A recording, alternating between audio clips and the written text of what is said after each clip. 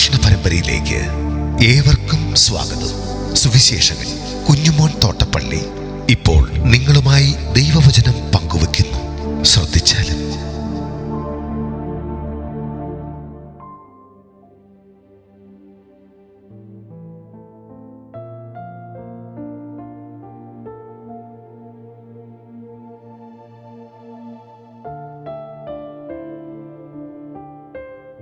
എഹെസ്കേൽ പ്രവചനം 44 അധ്യായത്തിൻ്റെ 1 മുതൽ 16 വരെയുള്ള വാക്യങ്ങൾ ഞാൻ വായിക്കുന്നത് ശ്രദ്ധിച്ചാലും.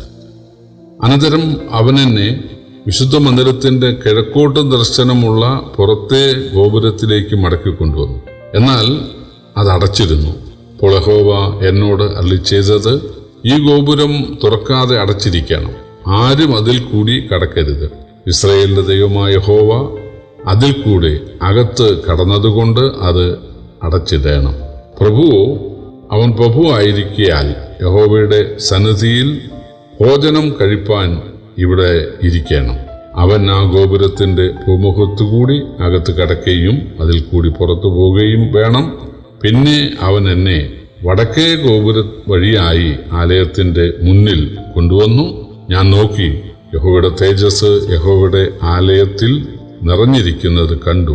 കവിണ്ണു വീണ് അപ്പോൾ യഹോവ എന്നോട് അരുളിച്ചെയ്തു, മനുഷ്യപുത്ര, യഹോവയുടെ ആലയത്തിന്റെ സകല വ്യവസ്ഥകളെയും നിയമങ്ങളെയും കുറിച്ച് ഞാൻ നിന്നോട് കൽപ്പിക്കുന്നതൊക്കെയും നീ നല്ലവണ്ണം ശ്രദ്ധ വച്ച് കണ്ണുകൊണ്ട് നോക്കി ചെവികൊണ്ട് കേൾക്കാം. ആലയത്തിലേക്കുള്ള പ്രവേശനത്തെയും വിശുദ്ധ മന്ദിരത്തിൽ നിന്നുള്ള പുറപ്പാടുകളെയും നീ നല്ലവണ്ണം കുറിക്കൊള്ളുക.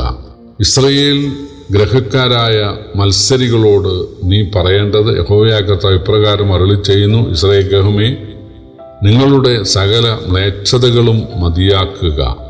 നിങ്ങളെൻ്റെ ആഹാരമായ മേധസ്സും രക്തവും അർപ്പിക്കുമ്പോൾ എൻ്റെ ആലയത്തെ അശുദ്ധമാക്കേണ്ടതിന് നിങ്ങൾ ഹൃദയത്തിലും മാംസത്തിലും അഗ്രചർമ്മികളായി അന്യജാതിക്കാരെ എൻ്റെ വിശുദ്ധ മന്ദിരത്തിൽ ഇരിപ്പാൻ കൊണ്ടുവന്നതിനാൽ നിങ്ങളുടെ സകല മ്ലേച്ഛതകൾക്കും പുറമേ നിങ്ങൾ എൻ്റെ നിയമവും ലംഘിച്ചിരിക്കുന്നു.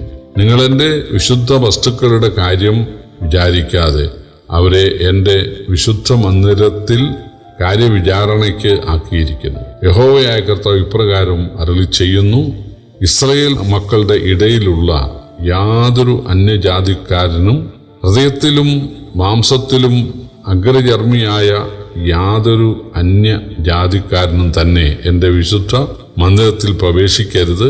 ഇസ്രായേൽ തെറ്റിപ്പോയ കാലത്ത് എന്നെ വിട്ടകന്നു പോയ ആളുകളും എന്നെ വിട്ട് തെറ്റി വിഗ്രഹങ്ങളോട് ചേർന്നവരുമായ ലേവ്യർ തന്നെ തങ്ങളുടെ അകത്വം വഹിക്കണം. അവർ എൻ്റെ വിശുദ്ധ മന്ദിരത്തിൽ ആലയത്തിന്റെ പടിവാതിക്കൽ എല്ലാം ശുശ്രൂഷകന്മാരായി കാവൽ നിന്ന് ആലയത്തിൽ ശുശ്രൂഷ ചെയ്യണം. അവർ ജനത്തിനു വേണ്ടി ഹോമയാഗവും ഹനനയാഗവും അറുത്ത് അവർക്ക് ശുശ്രൂഷ ചെയ്യേണ്ടതിന് അവരുടെ മുമ്പിൽ നിൽക്കണം. അവർ അവരുടെ വിഗ്രഹങ്ങളുടെ മുൻപാകെ ശുശ്രൂഷ ചെയ്ത് ഇസ്രായേൽ ഗൃഹത്തിന് അകൃത്യഹേതുവായി തീർന്നതുകൊണ്ട് ഞാൻ അവർക്ക് വിരോധമായി കൈ ഉയർത്തി സത്യം ചെയ്തിരിക്കുന്നു. അവർ തങ്ങളുടെ അകൃത്യം വഹിക്കണം എന്ന് യഹോവയായ കർത്താവിന്റെ അരുളപ്പാട്. അവർ എനിക്ക് പുരോഹിത ശുശ്രൂഷ ചെയ്യുവാനും അതിവിശുദ്ധങ്ങളായ എൻ്റെ സകല വിശുദ്ധ വസ്തുക്കളെയും തൊടുവാനും എന്നോട് അടുത്തു വരാതെ തങ്ങളുടെ ലജ്ജയും തങ്ങൾ ചെയ്ത മ്ലേച്ഛതകളും വഹിക്കണം. എന്നാൽ ആലയത്തിന്റെ എല്ലാ വേലയ്ക്കും അതിൽ ചെയ്യുവാനുള്ള എല്ലാറ്റിനും ഞാൻ അവരെ അതിൽ കാര്യവിചാരകന്മാരാക്കി വയ്ക്കും. ഇസ്രായേൽ മക്കൾ എന്നെ വിട്ട് തെറ്റിപ്പോയ കാലത്ത് എൻ്റെ വിശുദ്ധ മന്ദിരത്തിന്റെ കാര്യവിചാരണ നടത്തിയിരുന്ന സാദോക്കിന്റെ പുത്രന്മാരായ ലേവ്യ പുരോഹിതന്മാർ എനിക്ക് ശുശ്രൂഷ ചെയ്യേണ്ടതിന് എന്നോട് അടുത്തു വരികയും മേധസ്സും രക്തവും എനിക്ക് അർപ്പിക്കേണ്ടതിന് എൻ്റെ മുമ്പാകെ നിൽക്കുകയും വേണം എന്ന് യഹോവയായ കർത്താവിന്റെ അരുളപ്പാട്. അവർ എൻ്റെ വിശുദ്ധ മന്ദിരത്തിൽ കടന്ന് എനിക്ക് ശുശ്രൂഷ ചെയ്യേണ്ടതിന് എൻ്റെ മേശയുടെ അടുക്കൽ വരികയും എൻ്റെ കാര്യവിചാരണ നടത്തുകയും വേണം. എന്നാൽ അകത്തെ പ്രാകാരത്തിന്റെ വാതിലുകൾക്കകത്ത് കടക്കുമ്പോൾ അവർ ശണവസ്ത്രം ധരിക്കണം.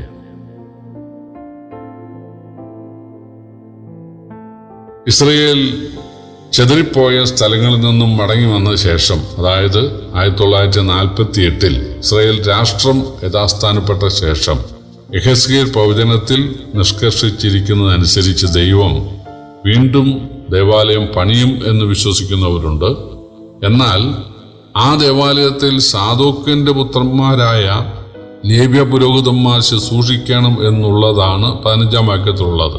എന്നാൽ ലേവ്യ പൗരോഹിത്യവും ന്യായപ്രമാണവും ക്രിസ്തു മൂലമുള്ള ആത്മീക അനുഗ്രഹങ്ങളുടെ അതുപോലെ അതിൻ്റെ ആരാധനയുടെയും നിഴലായിരുന്നതിനാൽ നിഴൽ പൊരുളായ ശേഷം വീണ്ടും ദൈവം നിഴലിലേക്ക് പോവുകയില്ല എന്നും ചിന്തിക്കുന്നവരുണ്ട്.